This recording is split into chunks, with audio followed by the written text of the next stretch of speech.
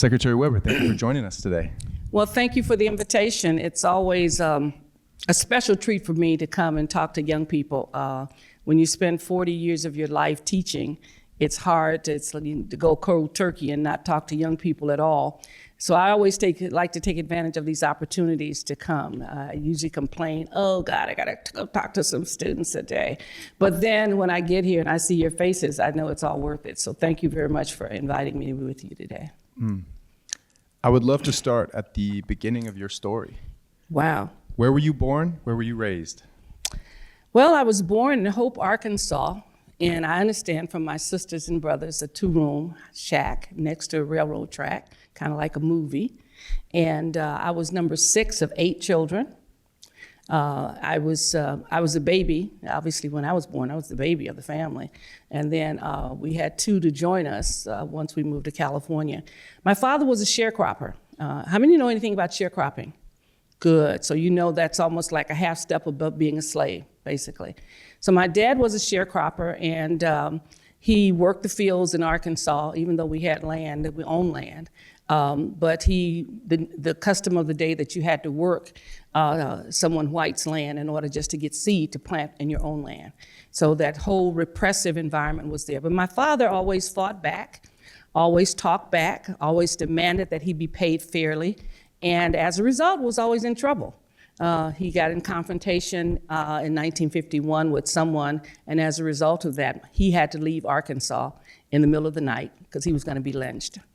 And then he came to California, where my mother's mother had been for many years, and he then worked for 3 months and then brought our entire family out by train. So my brothers and sisters have this great knowledge of a train ride. I don't. But so we came to California. We came to Los Angeles.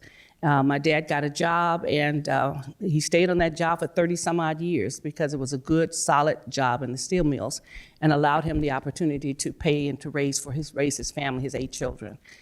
We lived in the Pueblos of Los Angeles. Some of you, if you ever have any relatives in Los Angeles, know that the Pueblos was one of the first set of projects that existed in Los Angeles. And interestingly enough, it was made of cinder block and steel.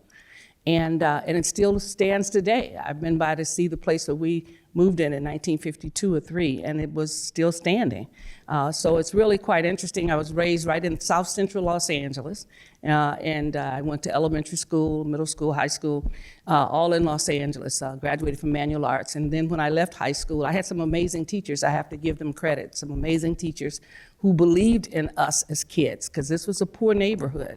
And yet they made sure that we did things that other kids did. We went to the opera, we went to special places. When Disneyland opened, we actually went to Disneyland, if you can imagine poor kids going to Disneyland. But we had great sponsors, great support groups that had factories around the projects. And as a result, we got a chance to do a lot of exciting things that enriched our lives. So when I graduated from high school, I went to UCLA as a freshman. And I got my bachelor's there, my master's, and my PhD by the time I was 26. I had finished all that they had to offer, and I became a professor actually at the age of 23. So when I was writing my dissertation, I went to San Diego State and became a professor at San Diego State. And I was responsible for helping to develop the Africana Studies Department, the Chicano Studies Department, the Native American Department, and the Women's Studies Department. And the Asian department. So I was instrumental in all of the efforts in the development, which was really something that I had no idea I was going to do until I got there, until I was hired to come in to teach some classes, and then discovered that they were developing a department.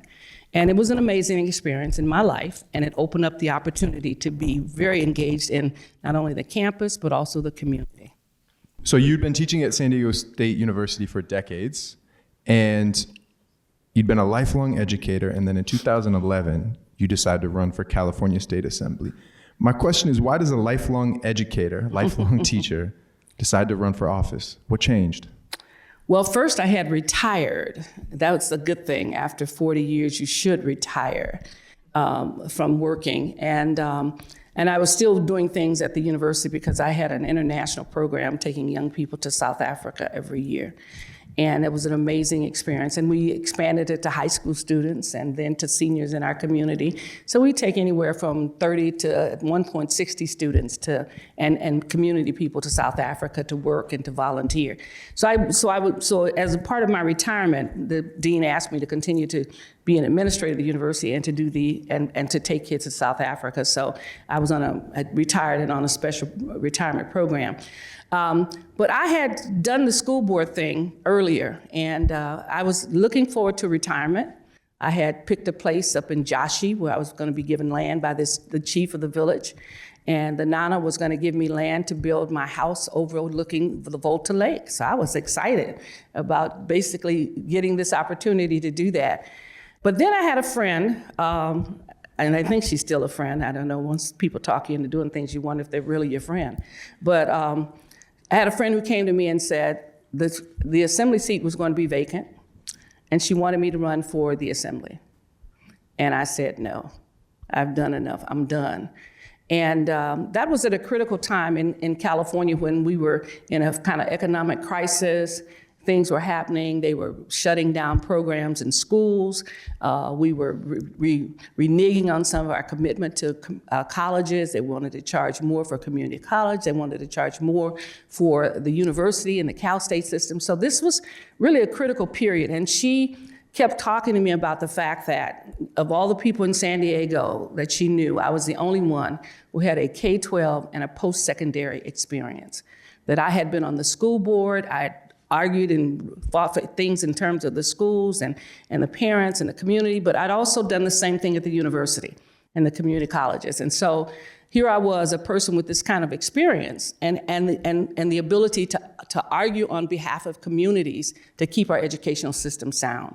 And her position was, you're the only person, we have no one in the assembly and no one in the Senate who has actually been an educator. And that was kind of true when I looked at what was there. But I still said no, because I was ready to retire and I was ready to move on and do something else with my life. And so I said no, I'll think about it, because she was a friend. I said, I'll think about it, but I think my answer is no, because I had been asked by several other people. But what happened was I was chair of the department. In retirement, I was chairing and going to these meetings.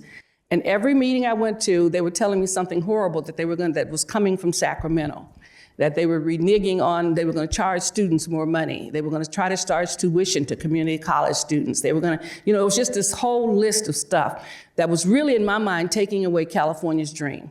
Because keep in mind, I was a kid, poor, went to one of the finest universities in the world, UCLA, spent my years there as a student, and when I graduated, I owed $1,250 from all of the degrees.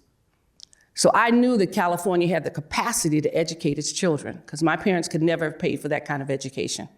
So when you start telling me you're going to take away this, and I had friends who'd gone to community college and it was free, it was like $5 or $15 for an ID card, which meant every kid in California could get at least an AA degree. And it benefited California, because look at the population we have now of folks who are engineers and scientists and teachers and doctors. And we have a tremendous wealth of knowledge built on our system of a community college, a Cal State system, and a University of California, all state-funded schools. So I realized that this was a bad idea, that it was happening and it was right before my eyes. And I knew then at that point that somebody had to stop it. So I called my friend and I said, I surrender. I will run for the assembly. And in my mind, I said, okay, you do 6 years and you're up and you're out. You can't do more than 6 years in the assembly. That was at that time. I failed to realize that there was a bill on the ballot that changed it to 12 years. And so here I was thinking I made a 6-year commitment that turned out to be, that could be 12. So I thought, what the heck, luck of the draw. So I'm going to go ahead and do this anyway. But that's how I got into it. Our friends talked me into it, communities talked me into it, and I had never, ever planned to be an elected official. Same was true when I went on the school board. I had been advocating about student and overcrowded classrooms and how they were packing and smashing our kids together in this process called multi-tracking and all kinds of crazy stuff that was just not desirable. And I had fought that at the elementary level where my kids were in school, and my kids' school was the only one that got out of it because I fought it. And so people said, oh, you got to get the rest of us out of this. And so they wanted me to run for school board, and I said no. And I looked up, and my friends had organized a fundraiser, and without my permission. And I discovered they told me I should show up on Sunday because they're raising money for me. And so I said, oh my God, this is ridiculous. But their position was, you constantly push us forward, you constantly challenge us to do things, and now it's your turn to meet that challenge. And so you do it. And that's how I got here to the assembly. And then, of course, as I was getting ready to retire from the assembly, I had only a few years to go, my same good friend who had talked me into running for the assembly was whispering in the ear of the governor and some folks that I should be Secretary of State. And we knew that our Secretary of State was going to Washington, and the governor had to appoint somebody temporarily, and then you'd have to run for office. And without me really aware of it, they were talking about me being Secretary of State. I didn't apply for it, I didn't ask for it, but I was nominated by my friends and confirmed by the Senate and the Assembly to be the Secretary of State. Mm. So, quick civics lesson. Raise your hand if you have a family member who's a lawyer. Raise your hand if you have a family member who's an educator, a teacher. Okay, a few more. So there are 541 members of Congress. That's the House and the Senate and non-voting members of the House combined. In the 118th Congress, which is the current one, there are 183 members that have law degrees and have practiced law at some point. So that's the largest group of people in Congress were people that were lawyers. The second largest group is actually educators. And Congress counts that as people that have worked in a school. The catch is that a lot of those people have just taught law at a law school. If you remove that group, the group of teachers drops down to like the 6th or the 7th largest profession in Congress. But that number has grown a lot in the last 30 years. Secretary, I would love to know, why do you think more and more educators are deciding to run for office? Well, I think, the education profession has changed so dramatically. To the extent that when I was a kid in school, people revered their teachers. The community revered them. The government wouldn't just cut schools because they felt so, strongly about it. And the agencies that were there, and we see now that, one of the number one group that's being targeted for cuts right now is the Department of Education, which handles a lot of programs and things that you need. So people have kind of lost their interest in education in terms of what we think as should be revered. My teachers were honored by my community. When they came into the community, this poor community, or they were at your church, you had a teacher at your church. I mean, you really looked up to that person who felt not only that they were the teacher at the school, but they were the teacher at the church, because they would help you figure out how to get in programs or how to do things. Or people from my church would bring me things from their school that says, this is what they're doing at USC. You should go see this on the weekend. They felt a sense of responsibility for us, much more than some folks would think. And so as a result, the communities and the churches and the neighborhoods all revered teachers. Teachers then realized that they were the ones under attack constantly, of the quality of education, the lack of support, those kinds of things. And so we see many of them now moving from the classroom into the legislative body. California is very much like it. When I came onto the assembly, there were no teachers there. There were a lot of lawyers and those kinds of folks, but very few teachers. Now there are several people who were teachers who are now in the state assembly, and doing good work in terms of making sure that they're advocating for our schools and what our schools need. As I said, we also discovered that, everybody, I used to tell people, there are a lot of places people haven't been, but everybody's probably been to school. And so every person who has an idea thinks they know what's wrong with schools, even though they don't know. But the idea is the fact that they don't do that about surgeons and what have you, because they don't do surgery. It seems too serious, but everybody's been in a classroom, so they can tell you exactly what's wrong with our schools. And that makes our schools, obviously, the victims of a lot of unnecessary criticism. So many of them are deciding, well, if you're gonna talk about me, I'm gonna go in the room and talk too. I want to have my voice heard. I want to be a part of it. I want to do things that will be beneficial to young people. Yeah. So you win your election, places you in the California State Assembly. You're in the State Assembly for like 8-9 years, is that right? 8 years. Mm-hmm. And then Governor Newsom appoints you to the position of Secretary of State. Can you talk to us about those two positions, Assembly Member and Secretary of State? How are they different? Well, they're quite different. I don't know if one is harder than the other because of the level of support you get at different. Each one of us have a unique responsibility. Most of you know there are three branches of the government, and one of those branches is the executive branch, and that is the governor, lieutenant governor, secretary of state. The 8 of us make up the executive branch. And then, of course, you have the legislative branch, which is always much larger. But the responsibilities are so different. When I was an assembly member, I had 500,000 constituents that I had to be concerned about. I was concerned about the whole state, the 40-some million Californians, and the decisions I made impacted them. But I really had a constituency base of 500,000, which means I had a district, a local area. I did legislation, which wasn't easy to do, but you basically write laws, you negotiate, you do your thing, and you handle all of that for about 6 months. And you have a staff maybe of sometimes 4, 5, or 6 people. I think I had one of the largest staffs of about 12, 11 or 12. But you have a committees that you do, and so you do that work. And that's what you're responsible for, your constituents, and you're responsible for your staff that works for you. When you're in a Secretary of State, I have like 800 people who work for me. I have 5 or 6 different divisions that all work for me. The 6th floor has, I don't know, maybe 40, 50 executives who are on my floor who work with me. So it's a different kind of thing, and I'm responsible for the whole state of California. So it's not like I have 500,000 people. I have to be everywhere. I was in Butte County and up in Humboldt and all those places. Those are all part of my responsibility. And not only do I deal with elections, as sometimes you hear about, but I also deal with all the business filings in the state of California, all the nonprofits. So I have a very extensive executive staff, a bunch of deputies that handle a lot of the materials and things that I do. So it sounds like it's a tremendous, and it is a tremendous responsibility,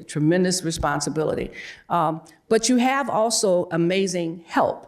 And that's the good part about it. So that when I talk about the things I have to do, I have to have very good people who work for me and who become specialists in different areas and who you probably met Denise. Denise is one of my outreach persons who, she and 5 or 6 others are responsible for me being in all these different places and doing things at university. We're going to Santa Barbara next week to honor them because they were part of our college bowl in terms of who had the most votes and the most registration and all that stuff. And my chief deputy is here. She's the second in command under me, and she handles all these different things that happen. So each one has a different kind of responsibility. It has a different constituency base. Like I said, I have 43 million Californians that I'm responsible for. And a whole list of folks who work for me, who are deputies, who have worked in executive positions. So it's a little different in terms of responsibility because you really have to be concerned about all of these folks, and you have to make sure this system works for all of them. We have a whole issue. We have a whole personnel office. I have a whole IT, my technology people. There's over 115 of them who work for me to handle all the computers and the technology that's up here, as well as we have a host of contractors with us who are also improving our technology and voting and those kinds of things. So it's like running a whole state in some way, being Secretary of State, where if you're an assembly member or a senator, you actually have a small constituency base, highly focused. You handle all the issues, but you have a responsibility for something much smaller. So something I'm always interested in is the education of educators and the education of politicians. So raise your hand if you're 16. Okay, maybe most of you. Raise your hand if you're 17, 18. Okay, so mostly 16, 17, some 18-year-olds. When you were 16, 17, 18, what were you told by your teachers about politics? Did running for office feel like an attainable thing? Not really. I was not interested in that. I was a teacher, and I loved teaching, and I was going to be a teacher from the time I was 5 years old on my mother's back porch. I held school every day and did everybody's homework, so that shows I wasn't too smart. But But I did that, and my students came so I could do their homework. But you know, what I learned at 16 was, and it's interesting because I was speaking this past week at a friend of mine's funeral that was 102 years old, and I was talking about something I learned when I was probably about in middle school, and it stuck with me my whole life. And it was like, this teacher would come in and he'd want to teach us something new that was different from our community every time we met. And so every week he would put 3 words on a board, and we'd weave that into our lessons. He taught us about jurisprudence, and which was really exciting. And he taught us about what a politician was, and he taught us what a statesman was. And even though I didn't want to run for office or anything, I knew at some point in my life that if I were to do something, I'd want to be a statesman. And that's because a politician will do anything to get themselves reelected most of the time. They bend, they twist, they change. Statesmen don't. They have values, they have principles that they hold near and dear, and they fight for those values and those principles. Doesn't mean they're mean and evil, but they're people of tremendous integrity, and you can count on them. They don't lie, they don't twist things to get you to go with them. They tell you the truth, and then they educate you about it. So this guy taught me this when I was in middle school, and I remember those 3 words that were on that board. And so I always said, if I have to go into politics, which I had no intentions of ever doing, because I didn't read, after he gave me this definition, I began to see all these people who were constantly changing, not always telling the truth, you know, making up stuff as they go along and all that kind of stuff. I kept looking for a statesman. Where can I find a statesman, a person who really, that everybody knows is great, can be honest and have integrity? And this guy who died at 102 was a statesman. He was our first African-American in the city council in San Diego. He was the first African-American on the board of supervisors in San Diego. He ran youth programs before that, but he was a man that everyone in the city of San Diego knew was a person of integrity. And when he said something, when Leon Williams said something, it meant something. And he was my friend. He became my friend when I found this statesman. So if I was ever gonna be a politician, I was gonna be a statesman. I wasn't gonna be just a politician lying and changing your viewpoint every other day. I wasn't gonna do that. I was gonna be a statesman. I was gonna have principles that I fought for and that I stood for. And that has served me well, not only in the Assembly, but also in the Secretary of State's office, in terms of how people see me. When I tell you something, you know it's true, you know, and so as a result of that, I never wanted to be a politician, knew nothing about running for office. You know, you'd have to seem like smile a lot and be places that you didn't want to be and all that stuff. And I just didn't. I wanted to be a teacher. I wanted to change people's lives, and I was serious about that. And it's interesting, my staff now tells me here in Secretary of State's office that I'm still a teacher at heart. We still do things sometimes in this auditorium of looking at films or listening to lectures or bringing in speakers, because I want people to know things. And I want them to have the ability to hear a lot of different things and make good decisions on their own. And if we have some people in the audience that are interested in being politicians or getting into politics or being statesmen, what is some advice that you wish you'd been told? Because now would be your chance to tell them. You know, because I resisted being a politician and a statesman for so long, the thing I would tell you first and foremost is make sure you know who you are. Because if you don't, people will make you who they want you to be. So you make sure you know who you are, what your values are, what you stand for, what you believe in. Because if you don't, you will be twisted and turned in so many different directions that you won't know yourself. And I see that every day. I've seen politicians crying in the Capitol because they have done things that their party demanded that they do, that they didn't want to do, and as a result, never felt good about being in the Capitol because they never got a chance to do what they felt was right and what was just. So the first thing you got to do, if you're going to be a politician, I hope you have courage, the courage of your conviction, that you believe in what you believe and that you can explain it to others, not in a mean way that they got to necessarily think the way you think, but that they understand who you are and what you stand for. And, and that has served me well, more than anything else, the ability to have courage to stand up for what you believe. Because I can tell you, I have done some things in the Capitol that was difficult, was hard. I've been attacked. I've had people spend $1 million trying to discredit me. And my community, though, stood with me because they knew who I was. And the interesting thing was, even across the street in the Capitol, in the Assembly, people who weren't in my particular political party would defend me by saying, that's not Shirley Weber. You say she won't talk to you? She talks to everybody. Why wouldn't she talk to you? They'd make up stuff, And because I would tell them, I've had a conversation with this person, I've tried to share this with them. They believed me over the folks that they knew who were lobbyists, because lobbyists will twist the truth a lot.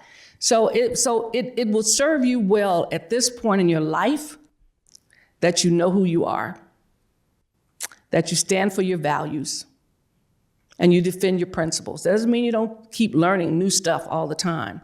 But if you know who you are and you're able to defend it and stand for it, so you don't turn on your friends and you don't turn on others because it's not popular and all those kinds of things, you will do well if you decide to run for office, because office is going to demand that you change for them. And you want to make sure that any change you make is because of what you believe in and that you're able to defend yourself. Because in the end, at the end of the day, you will be okay. I remember the press, once I was being interviewed by someone, and I had this bill concerning lethal force, and that you shouldn't use lethal force on anybody unless that's your last resort. Okay, so I was the author of that bill, and it was tough, it was difficult, and I remember when I was being interviewed by someone in the press, they said to me, "You're investing a lot of political capital," which they mean by people liking you and all those kinds of things. "You're investing a lot of political capital in this bill. What happens if it doesn't pass your community? I mean, you've got a lot of capital riding on this." And I said to him, the people who gave me the capital in the first place have a lot more to give. And they're not going to turn on me because I'm advocating and fighting for them. So I don't worry about not having enough political capital. They will give me what I need. So it's pretty well documented that folks today, including high schoolers, as some studies show, especially high schoolers, feel that this is the most politically divided that we've ever been as a country. There are two reasons I want to ask you, specifically you, this next question. First is that you have described yourself as a daughter of the Jim Crow South. And second is that you were an ethnic studies professor, and part of being a professor is understanding the past and being a bit of a historian. Does this to you feel like the most divided time that you can remember? It is the most divided time that I've ever known. And I can only see it from my perspective. Now, I'm sure that, mainly because the other era of the Jim Crow South and what have you was not divided within, in terms of the Congress was not divided in its viewpoint and fighting against each other. It was divided from the people in the community who were being misused and those who were in Congress protecting the Jim Crow laws, which was not just reserved for the South, but reserved for the nation. Because it took the community to push people forward to fight for what was right for African Americans and women and everything else. So it wasn't like Congress is divided. This is probably the most divided time because people are afraid to speak up and to be heard. And that's a problem. I see this because when I came into the Assembly in 2012, I was able to establish some very good relationships. I'm in the Democratic Party. I was able to establish some amazing relationships with people in the Republican Party who were not afraid to say, "You're right, Shirley, on this particular issue," or "I understand what you're saying," and to speak up for it. So oftentimes the bills that I passed had bipartisan support. And they weren't easy bills. I mean, these were hard bills. I'm the author of the reparations bill. I'm the author of ethnic studies in high school and college bills. So I did some really different things with regards to the bills that I fought for. And I had colleagues who were in the Republican Party, who were in districts and other places, who supported those bills. I had the guy who actually made the motion in the Assembly for the reparations bill was a staunch Republican in my neighborhood, but he understood what I was doing and he believed it was something that should be done. And so I look at that now, and then I see others who will say that they agree, but they're silent. And the fear is the major issue that's creating this tremendous division that we see right now. That people are so torn because it's almost like if you disagree with me, you have to dislike me and eliminate me, rather than we should have a conversation about it. And you may still disagree with me, but you're not going to eliminate me. So what happens is that the pressure to make people agree with you is so great that if people disagree with one group or the other, they spend their time trying to eliminate this person from office over one issue. So it is extremely divided, and I'm sure you guys feel it and see it when every day something is changing, something is different, something is being pushed this way and that way, and without any explanation at all. So it is a very, very divided time. I see a lot of legislation that's coming out to attack elections without any rationale whatsoever. Without any rationale. You would think that all of our election processes were broken and people couldn't vote and that people were cheating and putting in ballots that didn't exist, all kinds of stuff. And yet none of that is there, but you get the sense of it to create anxiety and division among people. This is an extremely divided time, and it's unfortunate because the structure of this nation, even in the midst of the civil rights era, the Jim Crow South, the structure of this nation was built upon a system of three equal powers: the judiciary, the executive, and the legislative branch. Three equal powers that should be able to balance each other out. We now find that that one is attacking the other. We've never had a time where we've had our judicial system being attacked by our governor. That the governor of California is attacking the Supreme Court of California. We've never had that before. But we have that now, which means we're weakening the balance of power that we have so that we don't have one source of power, that everybody has an input. Your vote counts. Your vote should always count because that's the power of the legislature. That's the power of the people who put you in power. And so we are at a point now where we're attacking each other. When you start attacking the judiciary, that is a very serious thing. When you're saying the judges aren't good enough, aren't right, and you want to eliminate them, you want to take them away because you don't like the decisions they made, there's a process to do that, and it's called an appeal. But we are extremely divided, very fractured, and our democracy is very fragile.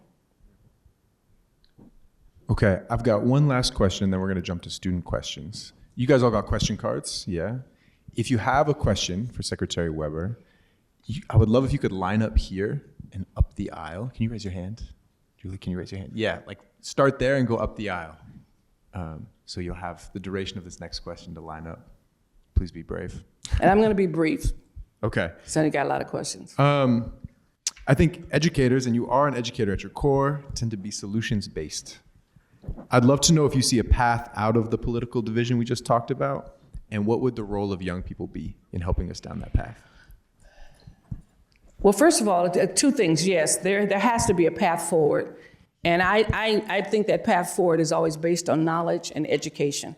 And I say that because what we're doing right now is we're working on a project that deals with the Voting Rights Act of 1965 and helping young people understand the history behind how we got everyone voting and why it's so important to do that, why so many people gave their lives and what have you in order for people to be able to vote. So I think the path forward lies in education. It lies in young people actually understanding what this whole democracy is about and educating their parents and those kinds of things to do that. Plus you understand what bullying is. You see it in your schools. You now see it in your politics.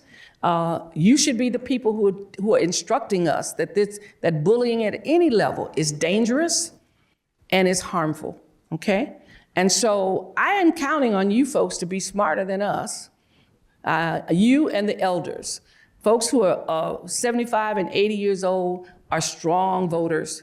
They're strong people. You know why? Because they know what it's like when their vote was taken away.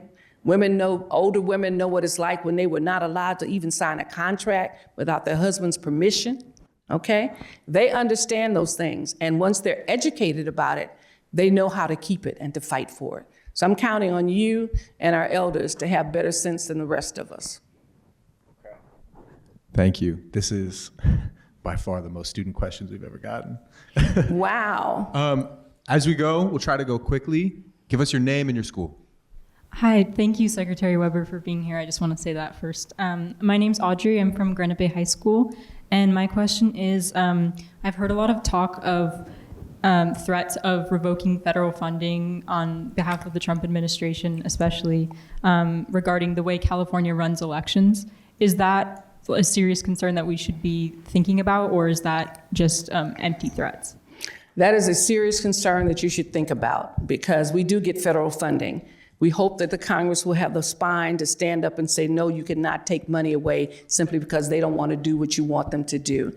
But it is a serious threat, and that's a bullying that it takes. If you don't do what I say do, even though what you say, what you're doing is correct, we'll take your money. Be concerned, follow it, and when your congressional people ask you to say something or do something, write a letter, make a call, because they still have to vote on that, and you have the power to say, don't take our funding. Thank you so much. Mm-hmm. Hello. Oh, is it okay? Hi, I'm Jasmine Luna. I am the secretary at River City High School in ASB. And first, I want to say that I'm really grateful to have our whole school here, given the opportunity to come see you. I have two questions. The first one is, what is one of the major changes that you have helped create with the power and position of your role? What are the changes that I helped create as a legislator? What is one of the major changes you have helped create? Well, we've done the issue of the ethnic studies in both levels, so we've done that. And I've done a number of things dealing with police reform. I've done, one of the things I think that's really exciting that most people don't know is we do a lot of things with those who are former incarcerated. So now we have their ability to not only to vote, but we also have, when they've been wrongfully accused of a crime, we provide them with housing, with education, and with health care. And that was unusual, because when you have committed a crime, we've had people who were in jail for 16 years and they discovered that they were innocent. They didn't even give them $200 when they let them out of jail. And many of their families and wives and others had moved on or had died. And here's this person without anything. And their lawyers would generally take care of them. So one of their lawyers and I did about 4 or 5 bills to help them get back on their feet. Now they could sue, and they would eventually sue, but that's years. It takes years to get the money. But they didn't even give them a place to stay when they left. So those are some of the things I did, but I have hundreds of bills, hundreds and hundreds of bills. And then the second question I have is, you stated earlier that with the position you hold, keeping your beliefs and truths are really important. What do you believe are the main truths that you will continue to hold throughout? I will always hold a sense of respect for everybody that I meet, that it's important that I listen, that I hear people, that I value each one of you individually as an individual, that you have a right to exist, you have a right to vote, you have a right to be heard. That's important to me, and that's what we do in this office a lot. But those are values that I have. I love everybody. I care deeply for individuals, and I care deeply for those who are struggling to make a difference in their lives, and I contribute significantly to those things. Thank you for the opportunity. Mm-hmm. Hello, Secretary Weber. My question is, what are your plans to increase voter turnout amongst the youth and first-time voters? What are my plans to do increase voter turnout? Especially amongst the youth, yeah.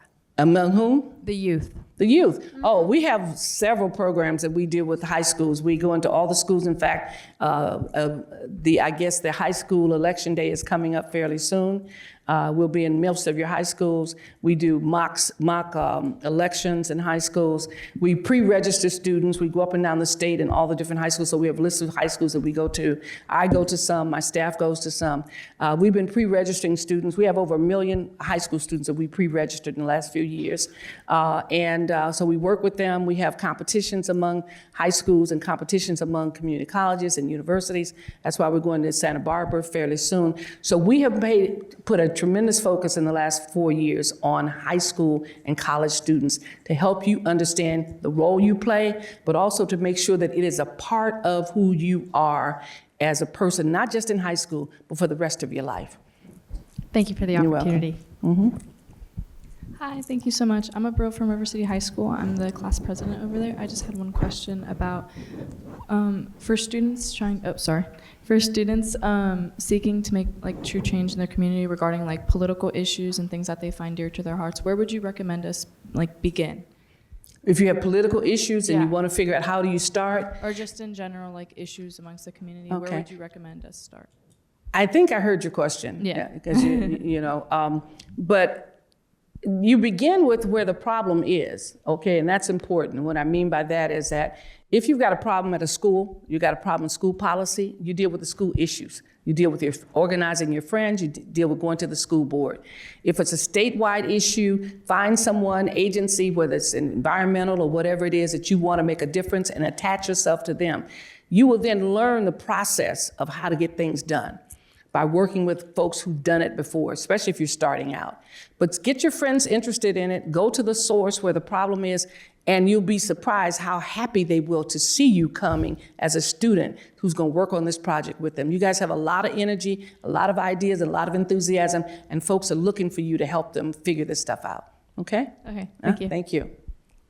I don't know if we're gonna get down this line. Maybe if we stop telling our names and where we go to school and give me the question, that would help. Because I can't hear your names half the time. Okay, I'll be quick. So my name's Kailani Griffith. I'm a junior at River City High School, and I also sit as the Youth Senate President for the nonprofit Black Students of California United. My question is, what is the most important aspect of advocacy you see students lack? What's the most important of what? Advocacy. Advocacy? Yes. That students lack? The advocacy. The ability to speak up, to speak your mind, and to implement it. Many of you say, oh, well, what the heck, I don't care, I don't have to be involved in that.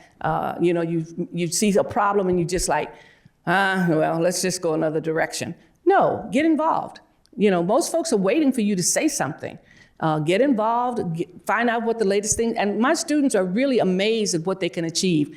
When I ran for the assembly, there was a young lady in my class at the university who talked about food and who told me that she was getting food stamps or whatever they call it, and how difficult it was that my university did not accept food stamps. So she'd have to go to class, leave, drive off somewhere to buy something to eat to come back to class.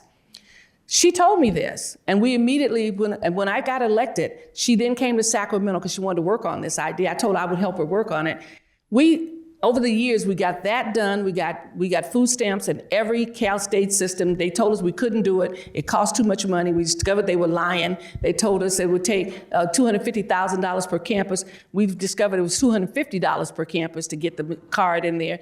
So we end up with EBT card of capacity in every Cal State system, every UC campus. We then talked about food insecurity. We put food banks in every campus that was there. All of this was driven by a student who had an issue about how am I going to find lunch on this campus because I got an EBT card, okay? Yes. And so she worked with me with several others, and we ended up getting so that the Cal State system could not charge students these excellent fees without student permission. Before you only had input, now you got to have the vote of the students and the majority of the vote of the students to actually charge them more money. So this student who had this interest and other students came to me, and we basically changed the whole system of food and what they were doing and homeless students, and got them an opportunity to basically use the showers and the gymnasiums. All kinds of things came as a result of a student expressing an interest to me and working with me to get it done. Thank you. Mm-hmm. Hi, I'm Jack Gowdy Baldwin from Bridgeway Island Elementary. Who or what inspired you? You know who inspires me are, it's interesting, I don't have these heroes and sheroes with these famous named people, and I know all of them. They're wonderful people, what have you. Who has consistently inspired me are people who have very little, but do so much for others. And I've had a lot of them in my life. I had a woman who gave me $5 every month while I was a student at UCLA. And because she wanted help with my education. And she was a woman who only got $90 a month. Sister Larry. Unbelievable. I had so many people in my church were excited that I was going to college because I was the first one to go to UCLA. And so as a result, they wanted to know everything I did. They wanted to participate in it. And I grew to love those individuals. And even when I moved to San Diego, I had a woman named Eva Wilson who just recently passed. She was 90-some years old. When you are working at a university and you're a mother, you got little kids, and you come to a city and you don't have family, you don't have relatives here, Eva helped me with my children and never charged me a penny for having to go to the hospital at night with them or having to do something with me. And I always looked at her because she didn't just do it for me.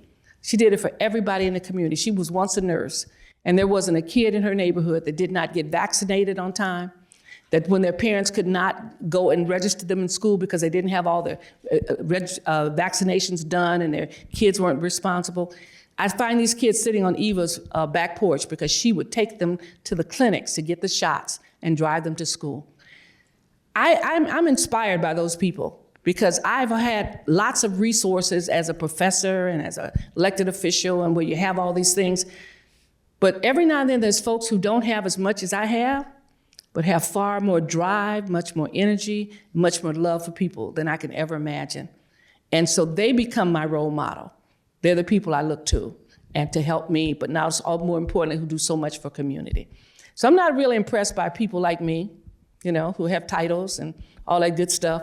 I'm impressed by people who don't have titles and do much more than I could ever imagine I do. What time is it? I got a plane to catch, that's another thing. All right, we got time for 2 questions. Okay. Hi, my name is Caden Silvestri. I'm from River City. And I just want to say you're such a great speaker, ma'am, and you're so genuine with your advice and your words. So I just wanted to ask you, when you're making these big decisions, these monumental decisions, do you get nervous? And do you make them by standing by your morals and what you think is right? And that immense pressure on your shoulders?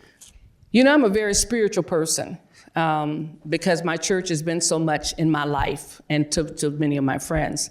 And I'm sorry I didn't get to all you guys' questions. I hope you send them to me. If you send them to me, I'll try to respond to you, okay? But when I have to make a decision, I draw upon who I am, what role I'm playing in this whole process, and why God has chosen me to make this decision. I remember when I was dealing with the issue of lethal force, and that was a time when a lot of people were being shot, and you guys had the Trayvon Martin thing and several other things here. And I went to my church that morning and I said, I'm gonna have to make a decision about something to do that I've been asked to do, and I wasn't sure I wanted to do it. I said, so I want you to pray that I make the right decision, okay? And it was funny because I hadn't, you say those things and you move on. And the very next day, next week I was in church, this lady said, I sent a prayer for you that you will take this decision and do it because I know it will be good. And they followed me every step of the way. So when I have to make a decision, I draw on something greater than myself. That's number one. The other things, I had to make a decision about when you could actually stop these unlawful stops of people in the streets and all the things that happen as a result of it. And I had a choice to make it mandatory or make it optional, that law enforcement could either do one or the other. And if I'd made it optional, it would have been easy because law enforcement would have said, great, do it. We're not going to oppose this bill. But if I made it mandatory, they were going to oppose it with everything they had. But also my community would have probably felt that they were okay. They said, we got it this far, we can either get it further. So what happened was I went, because I was dropped on where am I in history? What role am I playing in this? What happens if I don't do it? Will anybody else be able to do it in the future? I mean, what is it beyond myself? What does this mean? And I thought about it. I just seen the movie Selma. And the folks, and some of you've seen Selma, the movie about Voting Rights Act in Selma, Mississippi. And it had just come out, and I had just seen that movie. And I thought to myself that night, because I had to make a decision in the morning, whether it was going to be mandatory or whether it was going to be optional.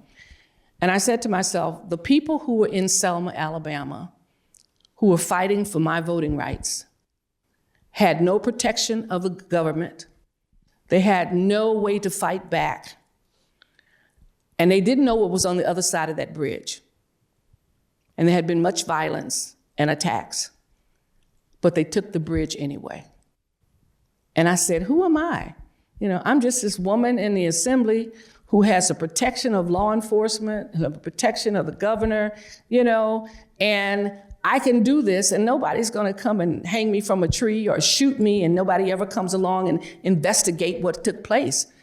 So why am I hesitant? I'm hesitant because of my own ego, my own sense of self, whatever I think I want to do for me.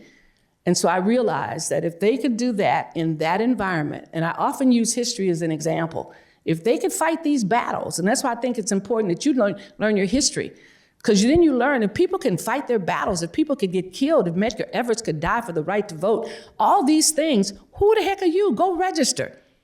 Vote. These people died for you. And so I use history as an example to help me understand where I sit in this particular moment and whether or not what I'm doing will make a difference. And am I going to renege on this after folks have spent all this time working on my behalf? And I'm going to think that it's too inconvenient to continue forward. So I use myself of who I am and my values, but I also use my history and those who fought for me. And when I do that, I'm comfortable with the decisions that I make. Thank you. Mm-hmm. Hi, I'm Davis Semple. I go to River City. My question is, what programs or initiatives are available for young people to become more involved in their communities and local government?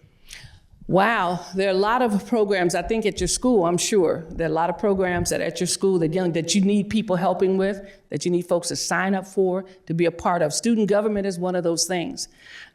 Make sure you go and find out what is happening at your school and what is not being as effective as it could be. If you want to do registration, our staff can help you with helping to register young people early. We come to the schools, we actually can give you the things that you need to pre-register young people. You can pre-register to vote at 16. And so you can get involved at that level. Don't ever count yourself as being short when you have an idea.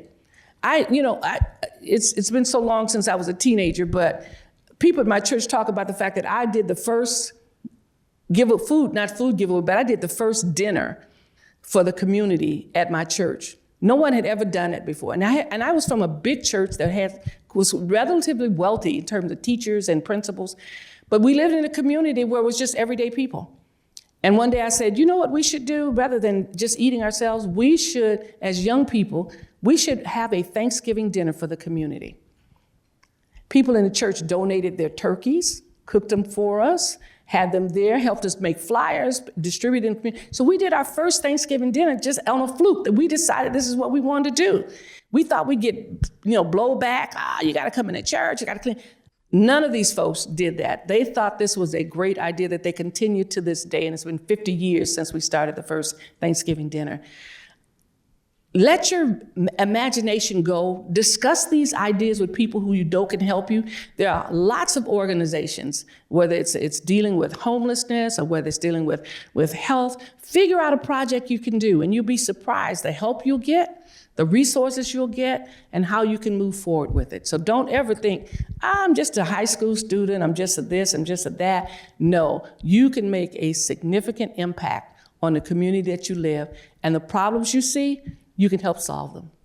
We are at the end of our time. You guys are gonna go to lunch next. Hang tight for a couple minutes. We'll give you guys directions. For those of you who are watching online, please check out Creating Citizens and our webpage for more information about student and educator civics education projects. Before we sign off, let's please give Secretary of State Shirley Weber a huge round of applause. Thank you.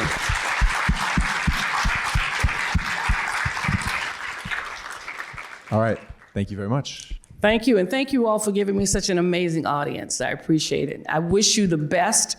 Also keep in mind, in this office here, we have lots of interns that work for us when they're college students. We have over 100 interns that work for us, and we pay them. So if you're thinking of getting ready to go to college and this is something you'd like to have an adventure to see what happens at the Secretary of State's office, don't hesitate to apply. Contact our folks here concerning the intern program that we have. We'd love to have you join us. Thank you for the morning. Take care.